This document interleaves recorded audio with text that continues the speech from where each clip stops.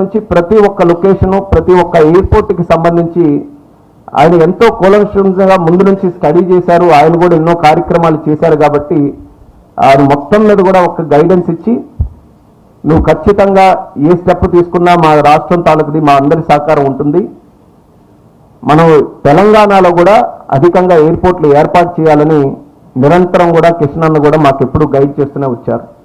వీళ్ళందరి తాలూకా ప్రోత్సాహంతో ప్రధానమంత్రి గారు ఆయన ఇస్తున్నటువంటి మార్గదర్శకత్వంతో ఎట్టి పరిస్థితుల్లో ఇక్కడ ఎయిర్పోర్ట్లను ఏర్పాటు చేయాలని ఒక బలమైనటువంటి సంకల్పంతో ముందుకు నడిచాం. ఈరోజు 8 నెలల్లోనే దాన్ని ఒక స్థాయికి తీసుకొని వచ్చి వరంగల్ ఎయిర్పోర్ట్కి ఏదైతే సెంట్రల్ గవర్నమెంట్ నుంచి క్లియరెన్స్ ఎంతో కాలం నుంచి పెండింగ్ ఉందో దాన్ని కూడా ఈరోజు పూర్తి చేయడం జరిగింది. క్లియరెన్స్ సెంట్రల్ గవర్నమెంట్ ఇచ్చింది కదా, ఎందుకు ఇన్ని సంవత్సరాలు పట్టిందని అనుకోవచ్చు. దానికి 2 కారణాలు ఉన్నాయి. ప్రధానంగా మమ్నూర్ ఎయిర్పోర్ట్ దగ్గర సుమారు 696 ఎకరాలు ఎయిర్పోర్ట్ అథారిటీ ఆఫ్ ఇండియా దగ్గర ల్యాండ్ ఉంది.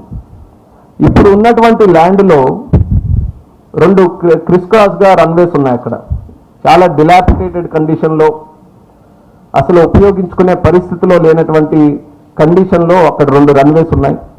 రన్వేస్ తాలూకు లెంత్ కూడా మనం చూసుకుంటే సుమారు 1800 మీటర్లు ఉంది. మనం ఆపరేషన్స్ ఎయిర్ బస్ లాంటివి ఫ్లైట్స్ కానీ నేరో బాడీ ఫ్లైట్స్ అక్కడి నుంచి ఆపరేట్ చేయాలంటే సుమారు 2800 మీటర్ల రన్వే మనం తయారు చేసుకోవాలి. మరి ఆ రన్వే తయారు చేసుకోవాలనంటే దానికి ఎడిషనల్గా ల్యాండ్ కావాలి. కాబట్టి ఎప్పటి నుంచో ఎయిర్పోర్ట్ అథారిటీ ఆఫ్ ఇండియా నుంచి కేంద్ర ప్రభుత్వం నుంచి రాష్ట్ర ప్రభుత్వంతో చర్చలు జరిపి మాకు అదనంగా అక్కడ ఒక 280 ఎకరాలు కేటాయించండి అనేక సందర్భాల్లో కేంద్రం నుంచి ఒక ప్రయత్నం జరిగింది.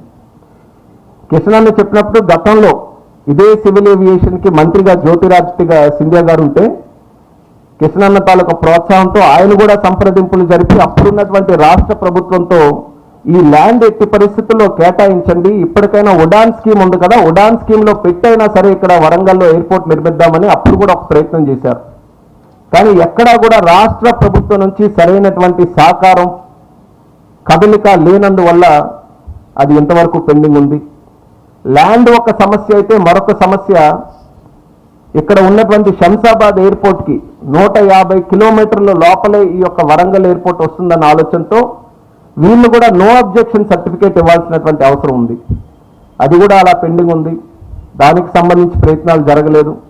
మళ్ళీ ఎన్డీఏ ప్రభుత్వం చిత్తశుద్ధితో ఇది ఎట్టి పరిస్థితుల్లో పూర్తి చేయాలని ఒక పక్కన హైదరాబాద్ ఎయిర్పోర్ట్ నుంచి ఎన్ఓసి తీసుకొని రాష్ట్ర ప్రభుత్వానికి కూడా మళ్ళీ రిక్వెస్ట్ చేసి ఈ యొక్క ల్యాండ్ ఎక్విజిషన్ మీద స్ట్రెస్ చేసిన తర్వాత రాష్ట్ర ప్రభుత్వం కూడా దానికి అంగీకరిస్తూ ఒక జియో నవంబర్లో కూడా రిలీజ్ చేశారు. సుమారు 280 ఎకరాలు అదనంగా ఏదైతే ల్యాండ్ ఎక్విజిషన్ కావాల్సినటువంటి అవసరం ఉందో దానికి కూడా ఉత్తర్వులు జారీ చేశారు.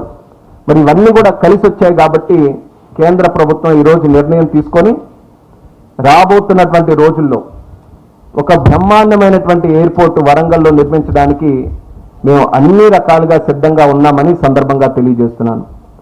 దానికి పూర్తి బాధ్యత ఎయిర్పోర్ట్ అథారిటీ ఆఫ్ ఇండియా తీసుకుంటుంది.